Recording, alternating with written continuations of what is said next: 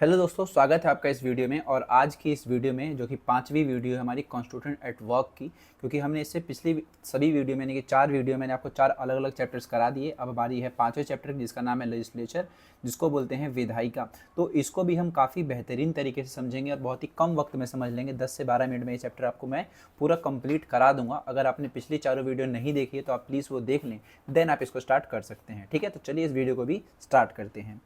देखिए, इस चैप्टर का नाम लेजिस्लेचर है, जिसको हम बोलते हैं विधायिका। देखिए, विधायिका जो आपका है वो गवर्नमेंट का एक अंग है। जैसे कि मैंने आपको बताया था कि गवर्नमेंट के 3 हिस्से होते हैं, लेजिस्लेचर, एग्जीक्यूटिव और जुडिशरी। तो लेजिस्लेचर जो आपका है एक ऐसा अंग है जिसका काम होता है लॉ मेकिंग बॉडी का।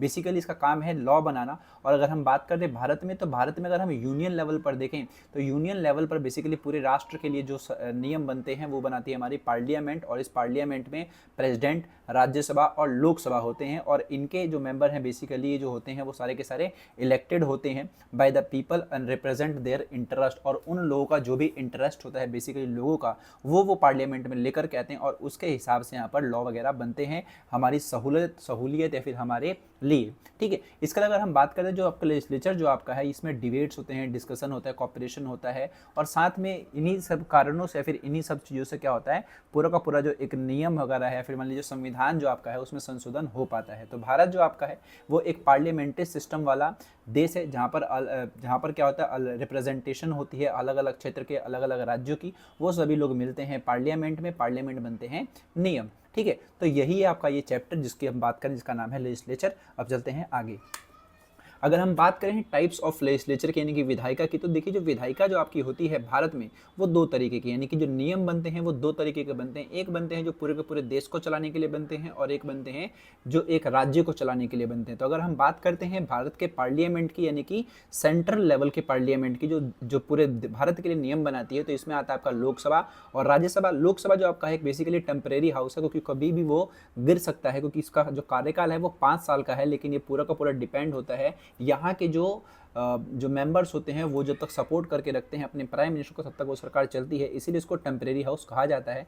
जैसा कि आप सुनते भी होंगे कि राहुल गांधी जो है भी कह रहे हैं कि मोदी जो है अगले 1 साल के बाद पीएम नहीं रहेंगे। दैट मीन्स कि क्या है कि उनको जो सपोर्ट है हो सके खींचा जा सकता है, जिसकी वजह से जो लोकसभा है आपका वो गिर सकती है। यानी कि इसीलिए इसको हम कहते हैं अस्थायी सदन। बहुत बार ऐसा हुआ है भारत में कि बहुत सारी सरकारें आई और 5 वक्त के कार्यकाल से पहले ही वो एक तरीके से चली गई। तो इसीलिए इनको कहा जाता है टेम्परेरी हाउस। बेसिकली इसके जितने भी मेंबर होते हैं वो इलेक्टेड होते हैं बाय द पीपल की। और अगर बात करूं राज्यसभा की, तो राज्यसभा जो आपका है वो एक परमानेंट हाउस है, जिसका जो टेन्योर है वो 6 वर्ष का है। और ये जो है आपका कभी भी डिसॉल्व नहीं होती है, हमेशा परमानेंट बॉडी है जो कि हमेशा देश में बनी ही रहती है। ठीक है, तो अगर हम बात करते हैं सेंट्रल लेवल पर जो नियम बनाती है, तो वो बनाती है इंडियन पार्लियामेंट। दैट मीन्स कि लोकसभा से कोई नियम पास होगा, फिर वो राज्यसभा से पास होगा, और अगर राष्ट्रपति उस पर साइन कर देते हैं, अप्रूवल उनका आ जाता है, तो वो जो नियम है पूरे देश में लागू हो सकता है। तो ये काम करता है आपका parliament at the central level. यानी कि आपको समझ में आया कि नियम बनते हैं 2 तरीके से। एक बनते हैं देश के लिए जो बनाती है पार्लियामेंट, और एक बनता है राज्य के लिए जो बनाती है स्टेट लेजिस्लेचर। ठीक है, तो इस तरीके से आपको क्या समझ में आया कि जो नियम बनेंगे 2 तरीके के बनेंगे। अब मान लो मैंने कहा होला कि देश में अगर आपको नियम बनाना है तो लोकसभा से पास कराओ, राज्यसभा से पास कराओ और राष्ट्रपति का साइन लो, तो पूरे देश में नियम लागू। अगर मैं राज्य की बात करता हूँ तो राज्य में होती है स्टेट असेंबली। स्टेट असेंबली में सीएम होते हैं, और वहाँ का जो हाउस होता है वहाँ पर भी क्या होते हैं, एमएलएज होते हैं। तो वो लोग किसी नियम को पास करते हैं, देन वो जाता है राज्यपाल के पास। अगर राज्यपाल साइन करते हैं तो वो नियम जो आपका है वो राज्य में लागू हो जाता है। तो इस तरीके से जो आपका लेजिस्लेचर है at the centre and at the state, इस तरीके से आपका काम करता है। ओके, चलिए अब बात करते हैं मेजर फंक्शंस ऑफ पार्लियामेंट की। देखिए, जो भारत का पार्लियामेंट है बेसिकली जो संसद है, इसके प्रमुख काम जो होते हैं मेकिंग लॉज, एग्जीक्यूटिव के ऊपर कंट्रोल बनना, फाइनेंशियल फंक्शन में काम करना कि जो भी बजट वगैरह होगा अप्रूव करा जाएगा। जो भी गवर्नमेंट चाहती है कि हम इस क्षेत्र पर इतना पैसा लगाना चाहते हैं, तो वो भी इनका काम है। इसके अलावा संविधान में जो भी संशोधन होते हैं वो भी पार्लियामेंट करती है। जो भी इलेक्शंस होते हैं किसके, अलग अलग कॉन्स्टिट्यूशनल पोस्ट के, तो वो भी इन्हीं का काम होता है, किसका, पार्लियामेंट का। साथ में जो जुडिशियल वर्क है, जुडिशियल फंक्शंस है, बेसिकली इम्पीचमेंट हो गया, अगर आपको राष्ट्रपति को हटाना है तो वो भी इन्हीं का काम होता है। साथ में अगर हम बात करें रिप्रेजेंटेशन की, तो जो पार्लियामेंट है आपका वो लोगों के इंटरेस्ट के हिसाब से उनको रिप्रेजेंट करती है। अलग अलग क्षेत्र से यहाँ पर लोग चुन करके आते हैं। इसके अलावा ये एक ऐसी फोरम है जहाँ पर डिबेट होती है अलग अलग नेशनल इश्यूज़ पर, और साथ में भारत की जो फॉरेन पॉलिसी है वो यहीं से कंट्रोल होती है कि भारत के संबंध किन देशों से होंगे, किन देशों से नहीं होंगे, किन से अच्छे होंगे, किन से खराब होंगे। तो ये सब डिपेंड करता है किस पे, आपकी पार्लियामेंट पर। तो यही जो आपके काम है वो major functions of the parliament कहलाते हैं। ओके, चलिए अब बढ़ते हैं आगे। अगला टॉपिक है आपका राज्यसभा। देखिए राज्यसभा जो आपका है, मैंने आपको थोड़ी देर पहले ही बताया कि ये आपका है यूनियन लेवल में ये काउंट होता है, जो कि आपका एक अपर हाउस है जो कभी भी डिसॉल्व नहीं होता। इसकी जो मैक्सिमम स्ट्रेंथ आज के समय पर है वो 250 है, जिसमें से जो 12 मेंबर्स हैं वो नॉमिनेट होते हैं प्रेसिडेंट द्वारा, और जो ये नॉमिनेट होते हैं वो भारत के अलग अलग क्षेत्रों से चुने जाते हैं। जैसे कि मान लीजिए क्रिकेट से चुने गए, किसी कला के क्षेत्र से चुने गए, किसी एक्टर को चुन लिया गया। तो इस तरीके से उनका भी योगदान भारत के पार्लियामेंट में आए या फिर देश में आए, इसलिए उनको चुना जाता है। तो 12 तो हो गए नॉमिनेट। और अगर मैं बात करूँ 238 की, तो ये जो है अलग अलग राज्यों से चुन करके आते हैं, जो वहाँ की एमएलए बेसिकली उनको चुन करके भेजती है। तो राज्यसभा में टोटल मेंबर कितने हो गए? 250, जिसमें से 12 nominated by the president and 238 members are indirectly elected by the states। Okay, और उनको भी कौन चुनता है? उनको भी चुनती है आपकी एमएलए। ओके, अगर मैं बात करता हूँ इसके टेन्योर की, तो बेसिकली टेन्योर जो इनका होता है वो एक मेंबर का 6 वर्ष का होता है, और हर 2 साल पे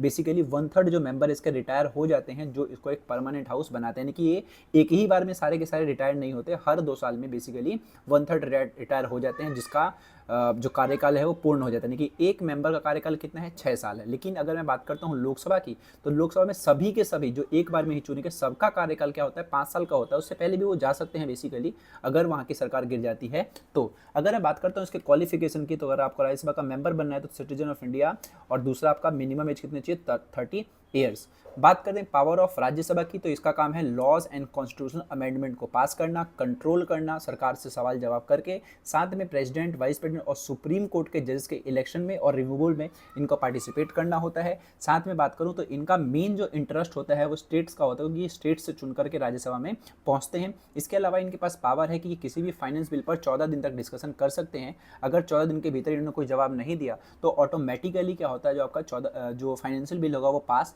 माना जाता है राज्यसभा से। इसलिए यहाँ पर 14 डेज लिखा हुआ है कि can discuss the finance bill for 14 days. अगर हम बात करें approval for both houses is required for emergency provision, तो इसमें राज्यसभा का भी योगदान चाहिए होता है कि अगर आपको इमरजेंसी लगानी है भारत में तो आपको राज्यसभा से ही पूछना पड़ेगा। ठीक है, चलिए अब ये तो हो गया आपका राज्यसभा। अब बात करते हैं लोकसभा की, जो कि आपका है हाउस ऑफ द पीपल। तो राज्यसभा जो आपका था वो था काउंसिल ऑफ स्टेट। अगर मैं बात करूँ लोकसभा की, तो वो है आपका house of the people.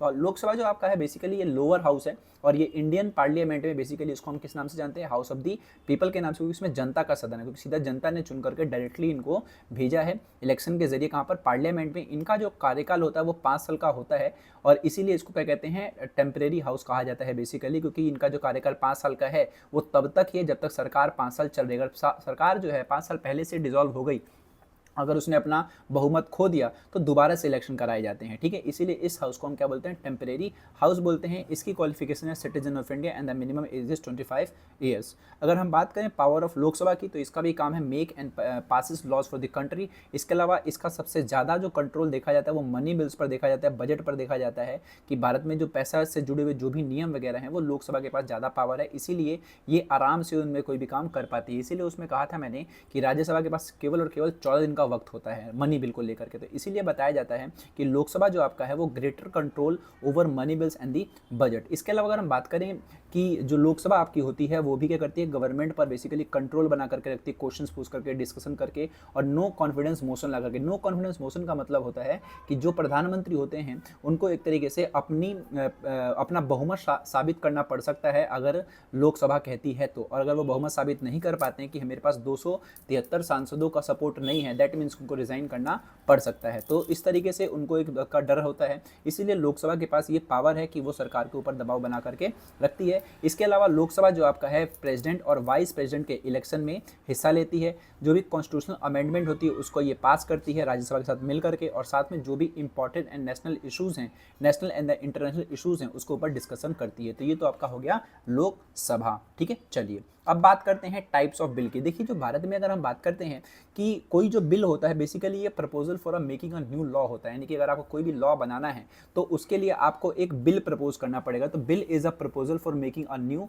Law. और बात करूं मैं बिल की, तो बिल जो आपके होते हैं वो दो तरीके के होते हैं, एक होता है आपका गवर्नमेंट बिल और एक होता है आपका प्राइवेट बिल। देखिए गवर्नमेंट बिल का मतलब होता है एक ऐसा विधेयक या फिर एक ऐसा बिल जो सरकार के मंत्री लेकर के आते हैं। मान लीजिए जो भी मिनिस्टर्स हैं, मिनिस्टर्स की पोस्ट पर हैं भारत सरकार में, अगर वो कोई बिल लेकर के आते हैं दैट मीन्स कि उसको आप क्या बोलोगे, गवर्नमेंट बिल बोलोगे। गवर्नमेंट बिल भी आपके तीन तरीके के होते हैं, ऑर्डिनरी, कॉन्स्टिट्यूशनल अमेंडमेंट और एक आपका होता है मनी बिल। ऑर्डिनरी का मतलब होता है ऐसे बिल जो जनरल और पब्लिक मैटर से जुड़े होते हैं।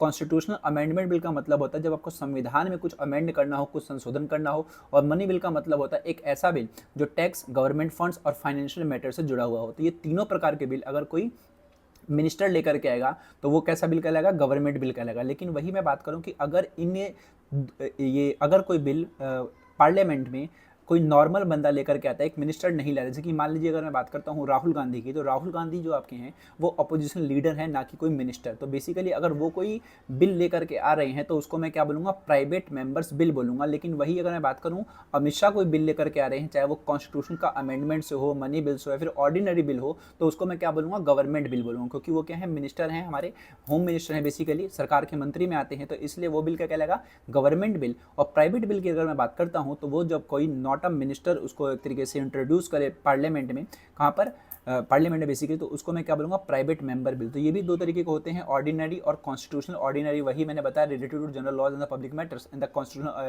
कॉन्स्टिट्यूशन अमेंडमेंट बिल का मतलब होगा कि अगर संविधान में संशोधन करना चाहता है कोई नॉर्मल क्या कहते हैं, क्या कहते हैं उसको, नॉर्मल मिनिस्टर भी, सॉरी मिनिस्टर नहीं, एक नॉर्मल एमपी भी, तो उसको आप क्या बोलोगे, प्राइवेट बिल बोलोगे, प्राइवेट मेंबर्स बिल बोलोगे। ठीक है, चलिए अब बात करते हैं डिफेक्शन और एंटी डिफेक्शन लॉ की। तो देखिए डिफेक्शन का मतलब होता है कि जब एक पार्टी, जब कोई नॉर्मल बंदा किसी पार्टी का, नॉर्मल लीडर जो आपका है वो अगर अपनी पार्टी की बात नहीं मानता है, उसके हिसाब से नहीं चलता है, तो इसको एक तरीके से डिफेक्शन के रूप में माना जाता है। अगर वो पार्टी के अगेंस्ट वो करता है, वोट करता है, तो उसको भी आप डिफेक्शन कह सकते हैं। तो आपने बहुत बार देखा होगा कि बहुत सारे जो लोग हैं, एक बेसिकली आप ये समझिए कि एक इलेक्टेड मेंबर अगर अपनी पार्टी को छोड़ करके दूसरी पार्टी में ज्वाइन कर लेता है तो उसको हम बोलते हैं डिफेक्शन। ठीक है, तो मान लीजिए भाजपा से कोई जीता और जीतने के बाद उसने क्या किया, अपनी पार्टी चेंज करके वो कांग्रेस में चला गया। जीतने के बाद हमेशा ध्यान रखेंगे इलेक्टेड मेंबर अगर है और अपनी पार्टी वो चेंज करता है तो इसको मैं क्या बोलूँगा, डिफेक्शन बोलूँगा। अब इसकी वजह से क्या होता है कि बहुत सारी सरकारें गिर जाती हैं,